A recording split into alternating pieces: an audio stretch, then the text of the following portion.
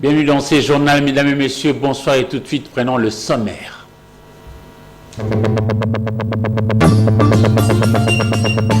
Bras de fer entre le gouvernement congolais et la Fédération des entreprises du Congo fait que la population qui s'attend à la baisse drastique de prix de produits de grande consommation cas du poulet encourage la décision de l'exécutif congolais. 61 ans d'indépendance, les voix des Congolais s'accordent pour décrier la chute aux enfers du Congo de Lumumba. Néanmoins, l'espoir est permis pour redorer le blason terni par l'effort et les labeurs à l'unisson.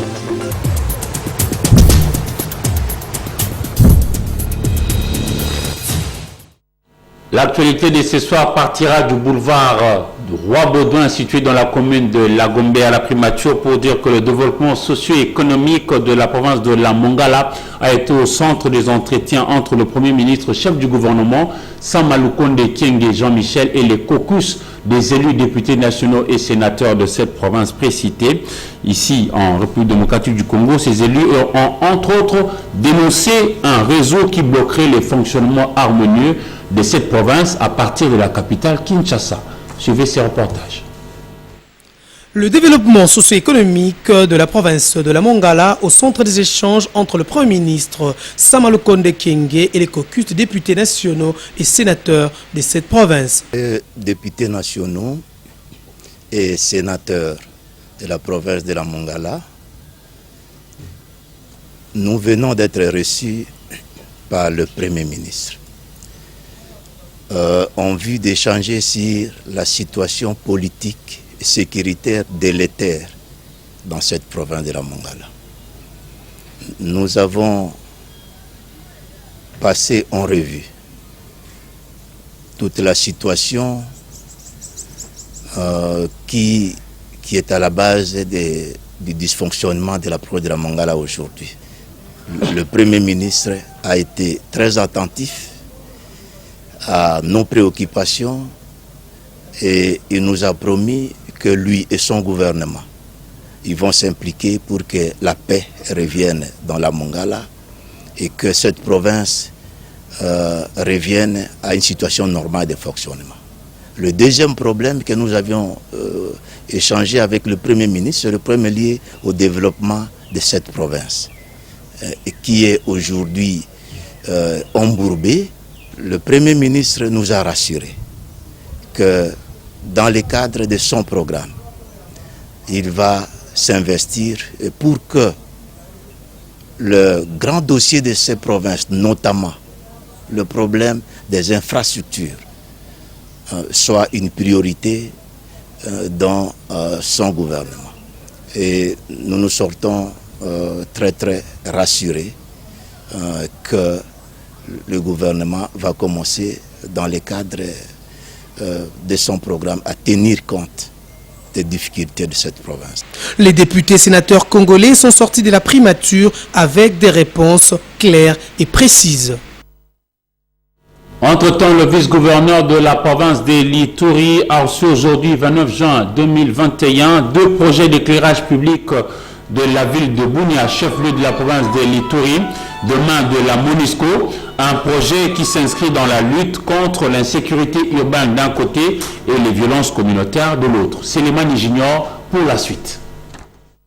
Désormais, deux quartiers de la ville de Bunia sont éclairés. Il s'agit d'Engezi et de Lumumba. Ceci grâce à ça et 4 panneaux solaires installés sur le tronçon rond-point Kappa vers l'hôpital général, ainsi que le tronçon comporte ce grand marché central de Bunia et c'est sous financement de la MONUSCO dans sa section DER à hauteur de 132 000 $ américains. Un projet qui s'inscrit dans le cadre de la lutte contre l'insécurité et la violence communautaire dans la ville qui compte de nombreux démobilisés. La cérémonie de la remise officielle de ces des projets a été présidée ce mardi par le vice-gouverneur de l'Ituri, le commissaire divisionnaire Alonga Boni Benjamin, qui dans son intervention a appelé le bénéficiaire à l'appropriation de ces projets avant d'inviter d'autres partenaires à emboîter le pas. Et je me joins à tous mes prédécesseurs qui n'ont pas hésité à dire que c'est un appel que nous faisons aux autres partenaires, aux hommes de bonne volonté qui peuvent contribuer au développement de la ville.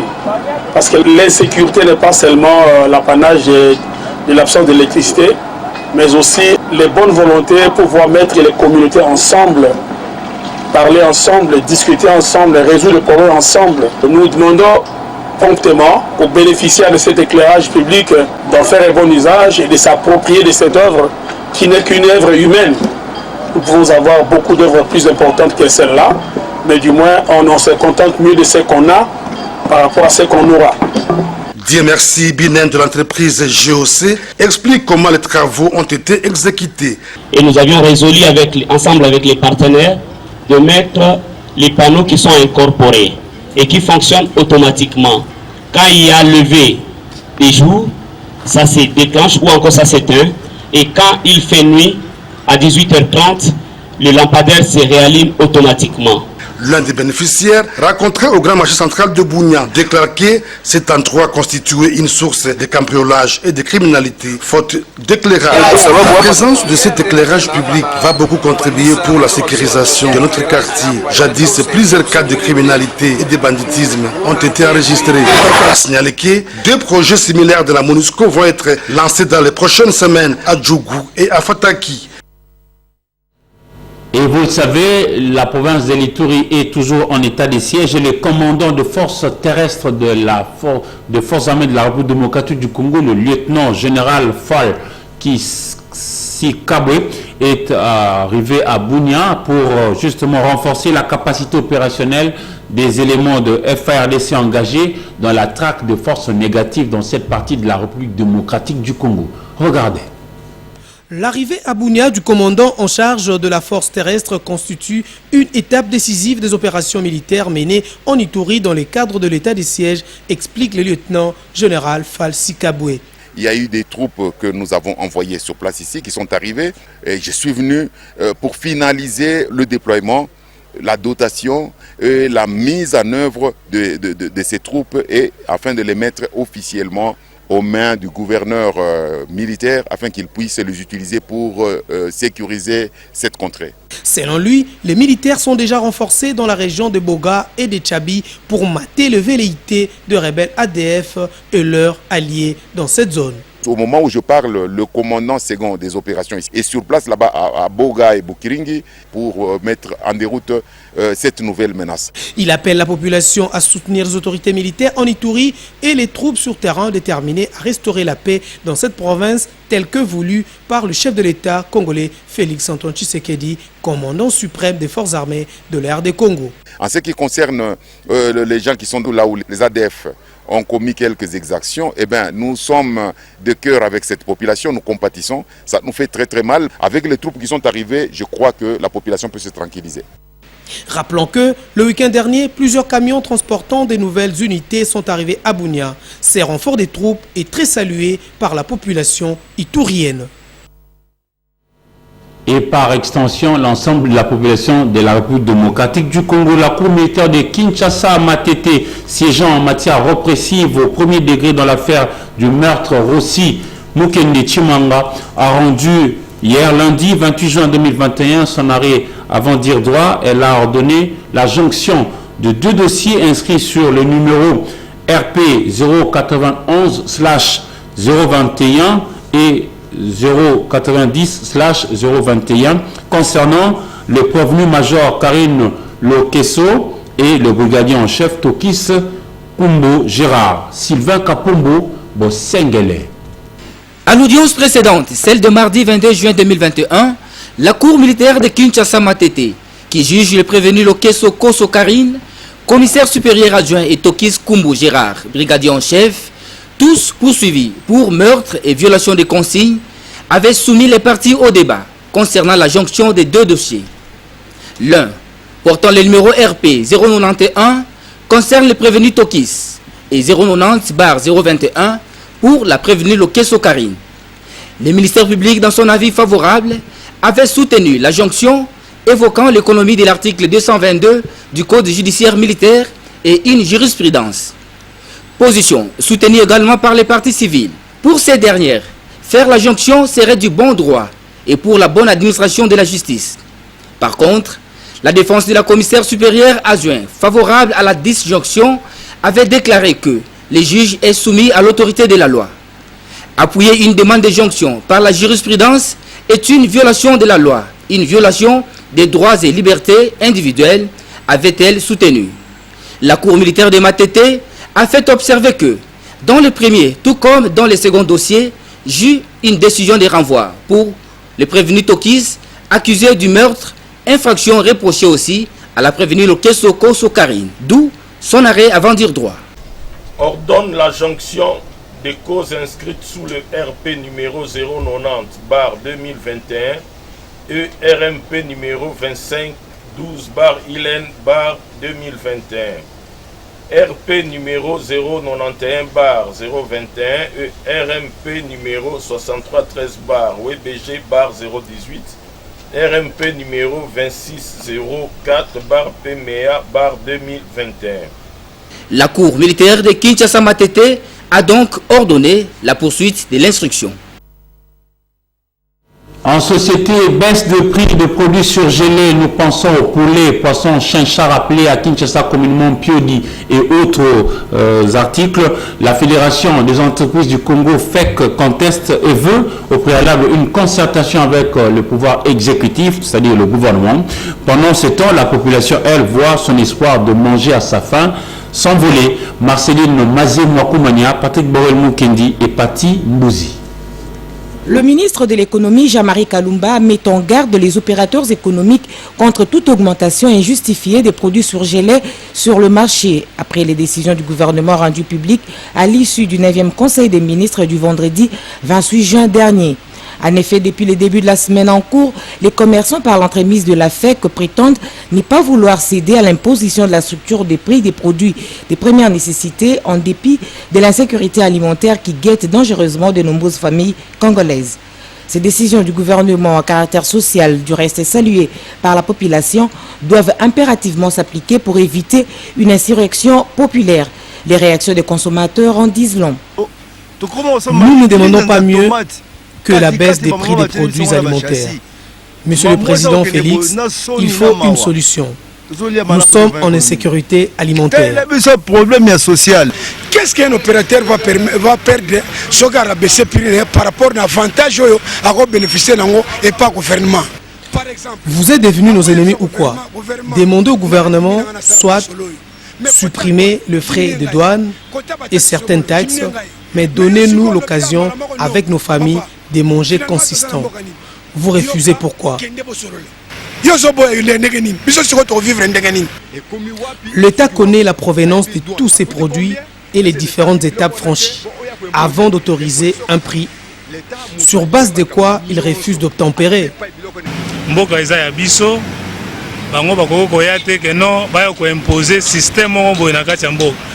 Si certains pensent qu'ils ne peuvent exercer au Congo, ils n'ont qu'à partir ailleurs. Il faut permettre à tous de manger les poissons, les poulets. Le président se soucie de notre situation sociale. Les poissons, 16+, coûtent cher aujourd'hui. Nous sommes obligés de manger les légumes quotidiennement. Monsieur le Président Félix suit l'exemple de M. Laurent Désiré Kabila. Même un Gan petit doit nourrir sa famille. En tout cas, c'est pour la première fois que la population congolaise et toute la nation puisse attendre de telles décisions par rapport à la vie des Congolais pour élever un peu. Donc, à ce qui concerne le gouvernement, moi je leur fais confiance. Une autre alternative pour la FEC serait d'aller renégocier en aparté avec le gouvernement pour des éventuelles subventions ou baisse des taux des taxes pour les produits épinglés.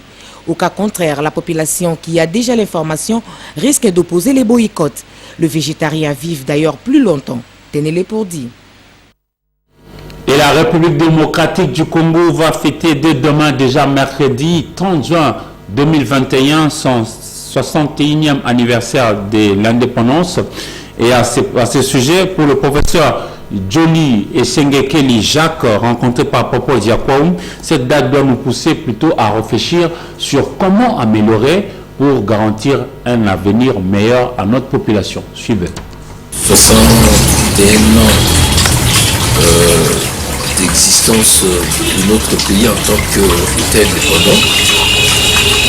Comme je le disais, ça devient une sorte de routine, mais l'importance de l'événement nous impose, n'est-ce pas, un moment d'arrêt, de réflexion sur ces projets d'État dont la consistance a été déterminée en 1960, celui de bâtir un pays plus beau qu'avant. C'est du jour où nous avons, n'est-ce pas, déclaré solennellement notre serment de liberté. Que faut-il dire? C'est que ces pays existent, il y a une résilience forte, malgré multiples secousses, malgré plusieurs tentatives de statucide, comme on dit, donc des tentatives de faire disparaître cet État. Mais il faut aussi se mettre à l'évidence que les 80 années de la colonisation qui ont permis de construire ces pays vont bientôt être égalés par 60 années d'existence de notre pays comme État indépendant. Toutes nos excuses par rapport à la qualité du son de ces images du professeur Jacques Joly et Sengekeli qui parlait de la manière dont chacun de nous devra mettre la main à la pâte pour essayer de participer à l'amélioration de nos conditions de vie pour le futur pendant que nous sommes en train de célébrer le 61e anniversaire de l'accession de la République démocratique du Congo à la souveraineté tant nationale qu'internationale. Nous allons nous rendre à la cité verte commune de Selembao pour aller à l'école Aiglon qui fait de l'histoire justement son cheval de bataille pour donner aux enfants congolais qui fréquentent cette école les rudiments de ce qui s'est passé autrefois avec nos grands-parents et de la manière dont nous devons évoluer pour aller dans la positivité. Encore une fois, Popo Diakwaoum, Patrick Borel, Mukindi. L'indépendance a été obtenue après plusieurs sacrifices de Congolais. Animés par le patriotisme et le courage, le Congolais dont Patrice Emery Lumumba ont légué un héritage à tous. D'où les générations futures doivent connaître l'histoire de ces pays à travers les enseignements. C'est le cas du complexe scolaire Les Aiglons à travers le cours de l'éducation civique et morale apprend aux élèves le sens de la citoyenneté. Nous célébrons aujourd'hui les 60e année de l'indépendance. Je pense que pour notre pays, c'est vraiment une joie, bien que les choses n'étaient pas bien préparées. Si je retourne un peu à l'historique, je pense que vers les années 1955, il y a Van Bilsen qui avait proclamé, il avait lancé un peu une formation pour les cadres qui vont remplacer les Blancs, puisque à cette époque-là, les Congolais n'étaient pas bien formés pour qu'ils puissent un peu remplacer les Blancs dans des postes de direction.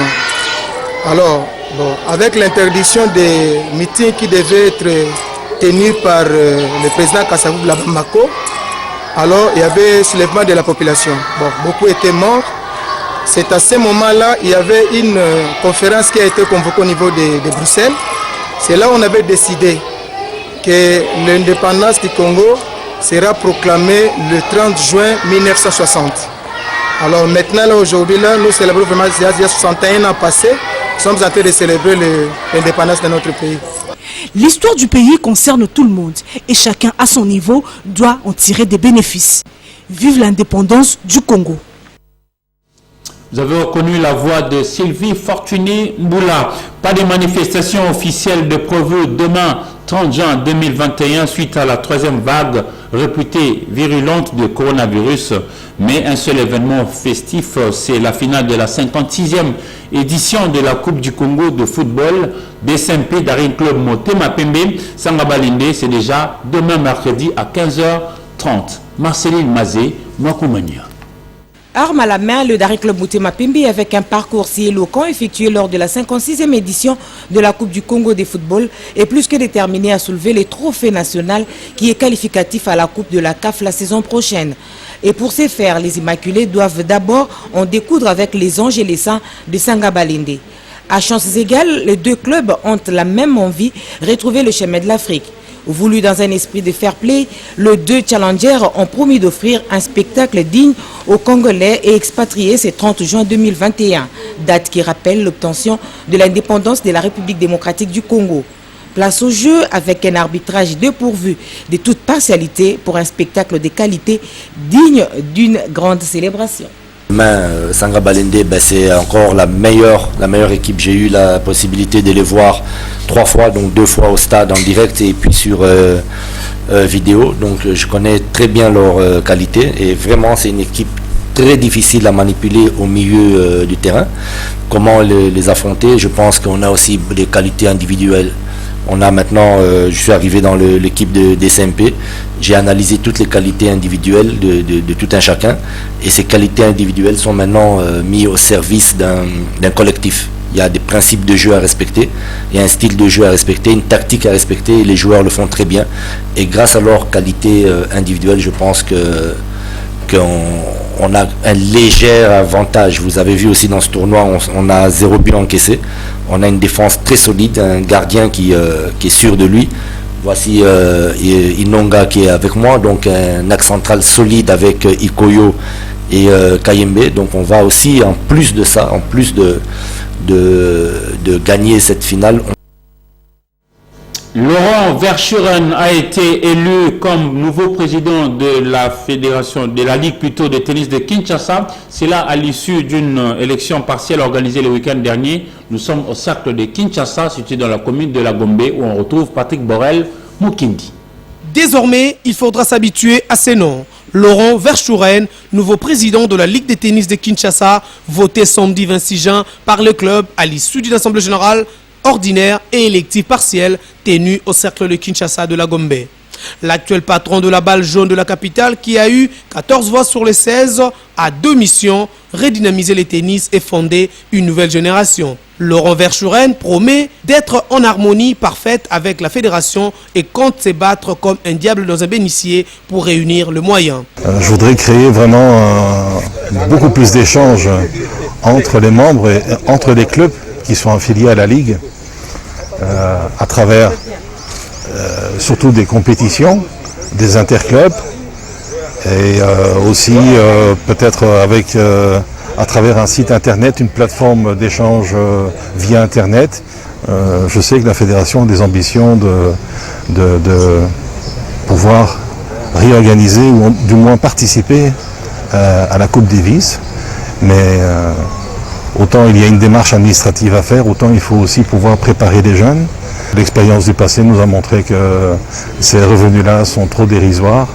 Même les clubs ne parviennent pas à s'autofinancer, à financer l'entretien des terrains, la réparation des terrains, l'acquisition de nouveaux équipements. Donc ce n'est pas du tout par les cotisations qu'il faudra organiser tout ça. Pour moi, l'objectif, c'est vraiment d'essayer d'améliorer la visibilité de tout ce qui est fait dans le monde du tennis pour attirer les sponsors. La Fédération RD Congolaise de tennis, que dirige Georges Kochigimea, attend des résultats positifs car Kinshasa est le miroir du tennis. Nous sommes contents et puis nous espérons que nous aurons encore de meilleurs éléments, de meilleurs athlètes parce que le nouveau comité de la Ligue va se pencher beaucoup plus du développement de la jeunesse. C'est ça d'ailleurs la mission première. Parce que lorsque la Ligue est forte, la fédération l'est aussi. Les représentants de la division urbaine des sports et loisirs a pris acte de la démission de l'ancien président Willy Carlos et a in fine installé son successeur, le Belge Laurent Verschuren, qui trouve un comité solide composé de Adal, Noëlla Mukendi, Christian Katende et autres. Fructueux mandat. Nous allons à présent compléter l'actualité avec la page africaine avec notre partenaire The Voice of America, VOA. En RDC, les autorités ont décrété ce lundi la fermeture des marchés, écoles et églises pour une durée de 48 heures à Beni, dans l'Est, au lendemain d'une série d'explosions à la bombe. L'armée accuse les rebelles ADF qui revendiquent des liens avec le groupe État islamique. Les instructeurs russes envoyés en Centrafrique par Moscou ont commis avec les forces centrafricaines des violations du droit humanitaire international, affirme un rapport de l'ONU. Ce rapport cite entre autres des assassinats aveugles, des occupations d'écoles et des pillages à gronde. En Afrique du Sud, la justice doit statuer mardi sur une possible peine de prison pour Jacob Zuma. La commission anticorruption accuse l'ex-président d'outrage à la justice qui enquête sur la corruption généralisée pendant ses 9 années au pouvoir. M. Zuma multiplie en effet les manœuvres pour éviter d'avoir à s'expliquer. La marine tunisienne dit avoir secouru 178 migrants des différentes nationalités qui tentaient de traverser la Méditerranée pour allier l'Europe depuis la Libye. Elle affirme avoir récupéré les corps des 2 autres migrants lors de 3 opérations de sauvetage au large de la côte sud de la Tunisie. Et à propos de Jacob Zuma qui a eu des démêlés en justice, il faut dire qu'il a écopé de 15 ans de prison ferme dans son pays pour outrage à la justice. Nous allons revenir à Kinshasa pour cette fois-là lire les journaux parus dans la capitale congolaise dans une sélection et commentaire signé pour vous par Polydor Patrick Ngaziami. Revue de presse.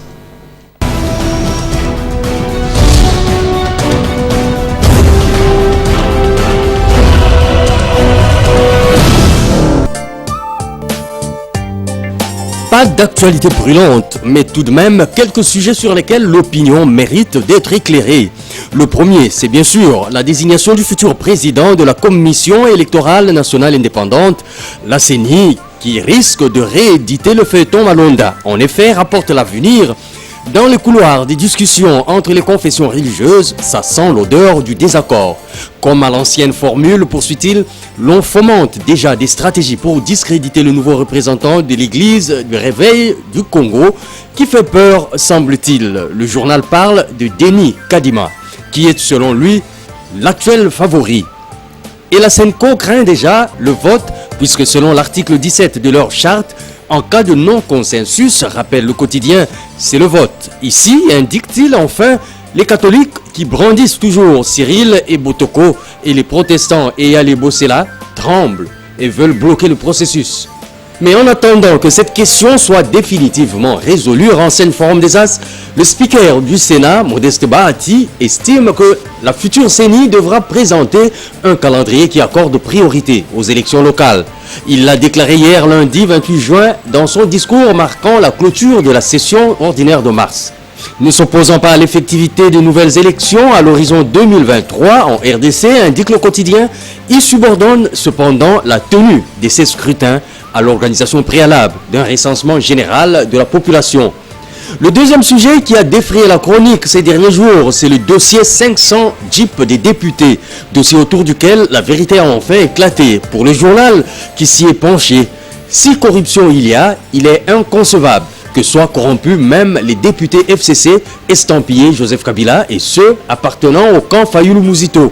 Cette thèse ne passe donc pas. La vérité révélée par l'enquête minute du tabloïd est que ce dossier n'est pas un cas isolé dès lors qu'à chaque législature, un montage financier est traité par le bureau de l'Assemblée nationale dans le but de voir les députés nationaux acquérir des véhicules dignes de leur rang pour faciliter leur déplacement. En plus, ce que le bureau Mosso a fait n'est que la finalisation d'un dossier laissé par le bureau Mabunda. Troisième sujet, c'est le dossier Camille, au sujet duquel les mouvements citoyens et certaines ONG de droits de l'homme dénoncent une nomination à caractère dangereux et malicieux et invitent le Premier ministre Sama Lukonde à ne pas céder au chantage. En effet, écrit le manager Grognon, l'ordonnance nommant le nouveau comité de gestion du cadastre minier, service important dans la lutte contre la fraude minière, a été prise dans des conditions qui restent à élucider. Cela est aggravé par l'absence de copies certifiées conformes. Pour le journal, les pilleurs des ressources minières de la République, étant bloqués par les mesures antifraude prises par le gouvernement de la République, s'organisent maintenant pour faire main basse sur le CAMI afin d'imposer une mise en place d'un comité de gestion dont la nomination a été faite dans l'objectif de piller. Ainsi donc, poursuit-il, l'exécution de l'ordonnance numéro 18/138 du 27 décembre 2018 risque de se retourner contre le Premier ministre Sama par son caractère frauduleux et inique. D'ailleurs, fait-il remarquer, le régime passé n'a jamais éprouvé le besoin ou la nécessité de la faire exécuter, alors que toutes les autres ordonnances signées dans la même mouvance l'ont été quasi instantanément. Enfin, la prospérité signale les premiers cas de suspension des magistrats et conseillers au Conseil d'État. Félix Vundouawe frappe fort, titre-t-il à propos. 2 affaires, 2 mesures sévères, explique le quotidien. Selon la décision numéro 21/220 du 7 juin 2021, à la suite du traitement de l'affaire de l'Alliance pour l'avenir, le président Massani Machi Hippolyte et les conseillers Ayanga Sobe, Bambale Blaise et Kitengi Njibou John, tous condamnés en prise à partie, sont interdits d'exercice de leurs fonctions de magistrat au Conseil d'État. Tandis qu'au terme de la décision numéro 21/256 du 23 juin 2021, Timba Konde Joseph, président, Malenga Minga Modeste et Kaungu Zamba Félix, tous 2 conseillers, sont également interdits d'exercice de leurs fonctions de magistrat au Conseil d'État pour avoir été condamnés en prise à partie dans l'affaire de l'ADRP contre l'ADU. Dans les 2 cas, indique le journal, toutes ces suspensions entament immédiatement l'annulation des verdicts rendus par ces magistrats dans les affaires précitées et ouvrent la procédure du traitement de leur dossier jusqu'à la décision définitive du chef de l'État par voie d'ordonnance officielle. Bonsoir.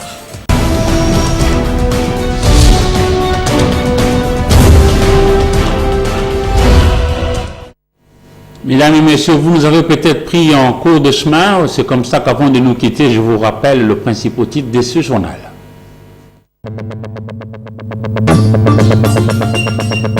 Bras de fer entre le gouvernement congolais et la Fédération des entreprises du Congo fait que la population qui s'attend à la baisse drastique de prix de produits de grande consommation cas du poulet encourage la décision de l'exécutif congolais. 61 ans d'indépendance, les voix des Congolais s'accordent pour décrier la chute aux enfers du Congo de Lumumba. Néanmoins, l'espoir est permis pour redorer le blason terni par l'effort et les labeurs à l'unisson.